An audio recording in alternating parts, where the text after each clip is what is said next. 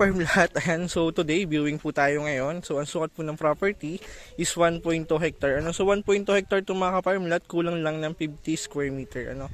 So mahigit isang hektarya po ito. And then ang kagandahan sa kanya, along the road po ito, tabing kalsada.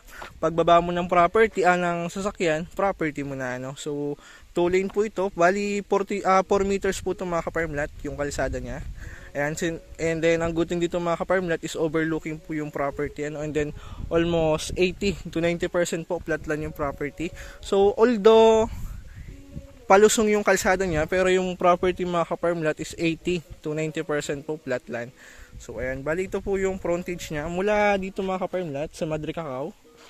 Ayan, mula sa Madre Cacao na yan, and then abot po doon sa may saging na yan, ano, so sa may gilid ng bahay, bali yan po yung boundaries ng property mga ka-farm lot. So ayan, tabing kalsada po ito, and then ito na po yung property mga ka-farm lot. So napakaganda po nito, puno ng nyog. Ayan, papasukin natin, ano. So yun, bali ito yung frontage niya, overlooking, and then ayan, so bali ito na po yung property mga ka-farm lot. Wow, ganda. So halos kagandahan pa po ng nyog dito mga ka-farm lot. Ayan, so dasik pa mamunga, ano. Ang kagandahan dito mga ka-farm lot, ano, so if ever i-clearing natin to, itong nyog na to, may kasunod na agad siya, ano. Ayan, may mga pasigunda na pong tanim.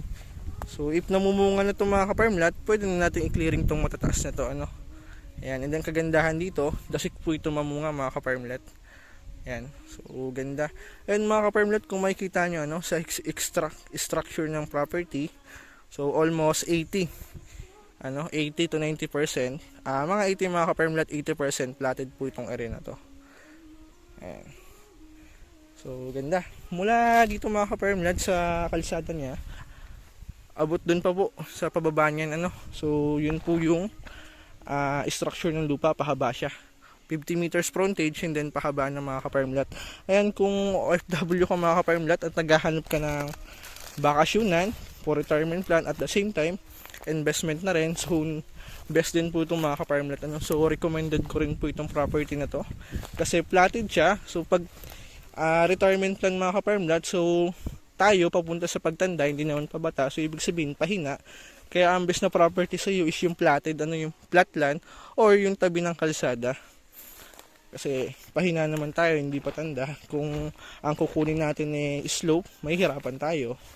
Ayan, so ang good thing dito, platted po itong area na to, kaya kahit all this na o 60 plus, accessible po ito puntahan. So ayan mga ka-farm lot, may boundaries naman po ito, ano, kaya hindi ka maliligaw. Itong madam mo na to, so yan po yung boundaries ng property, ano. Ito lang po ang sakop natin, yung may mababang tanim na nyog. Ayan, so 1.2 hectare itong mga ka-farm lot. Sa nyog, wala akong estimate na bilang, so sasampulan na lang po natin, ano. So sa isang hektarya mga ka-farm lot, pag punuin ng nyog, nagkakaroon niya ng 250 to 300 ka puno ng nyog pag puno, ano. So ito naman po ay puno, so estimate na lang natin sa 300 ka puno ng nyog kasi sobra naman po ito sa 1 hectare, ano. And then ang kagandahan dito, may pasigunda na siya, so i-compute na lang natin to sa 100 pieces yung mga bagong tanim. Ayan, so ganda, platted po itong area na to, and then overlooking, and kaya best din po talaga to for retirement plan mga ka-farm lot. So aside sa puno ng nyog, so limot lang ako dito mga ka-farm lot kung anong puno to, kung rambutan ba to, lansones. Ayan, so yung may saging mga ka-farm lot ay hindi na po sakop ng property, ano. Pero itong sagingan na to, ayan, so yan po yung boundaries. Ayan, bali mahaba pa itong mga ka-farm lot, 50 meters sa kalsada. Ayan, yun. And then kung mahilig ka magtanim mga ka-farm lot, ay naku, tamang-tama po ito. Kasi ang kagandahan dito mga ka-farm lot, kita natin yung bawat boundaries ng property, ano? Kasi flat land siya. Ayan, so sisilipin natin dito sa kanto. And kung mahilig ka magtanim ng gulay, and then fruit bearing trees, pwede rin. Pwede tayo magtanim ng kakao, santol, lansones, rambutan. And then sa fruit bearings mga ka-farm lot, may dalawang lansones po dito sa property, ano. So dadagdagan na lang natin. Ayan, ang kaganda dito mga ka-farm lot, ikitang-kita mo po yung boundaries ng property mo, ano. So ayan, bali platted po itong area na to. So wala siyang slope na ahon lusong mga ka-farmlat. Ayan, so napakaganda po. Yun, and then ang kagandahan dito mga ka-farmlat, presko ano, so mahangin. Ayan, and then overlooking po ito, kaya kung gusto mo magtayo ng rest house, pwede mga ka-farmlat ano. Wow. Yan. Isa sa maganda dito mga ka-farmlat, napakalapit lang po nito sa Manila. So Lopez, Quezon.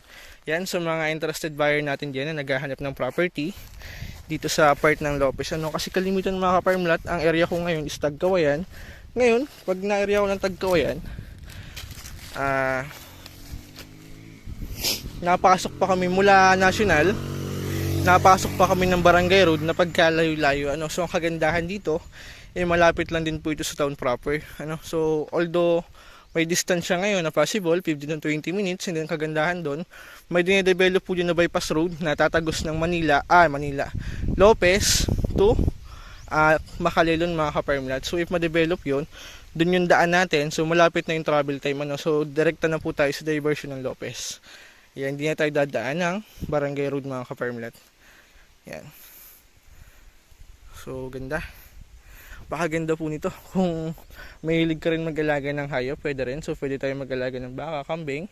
Sa baboy mga ka-farmlat, at least 30 to 50 heads ano.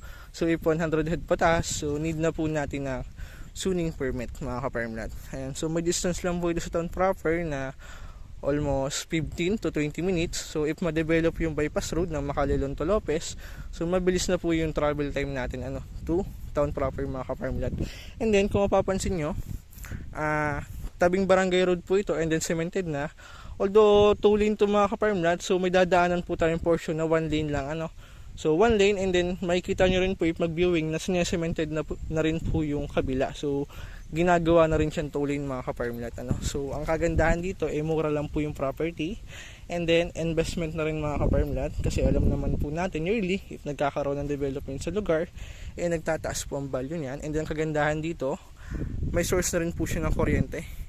Ayan, may poste ng kuryente mga ka-farmlat. Sa signal, medyo mahina po ang signal, so need natin ng signal booster ano. So sa tubig naman, kasi yung properties for farm hindi pa po abot ng Nawasa ano. So ang pwede nating gawin, pwede po tayong mag-depth well mga ka-farmlat. Ayan. So napakaganda po nito.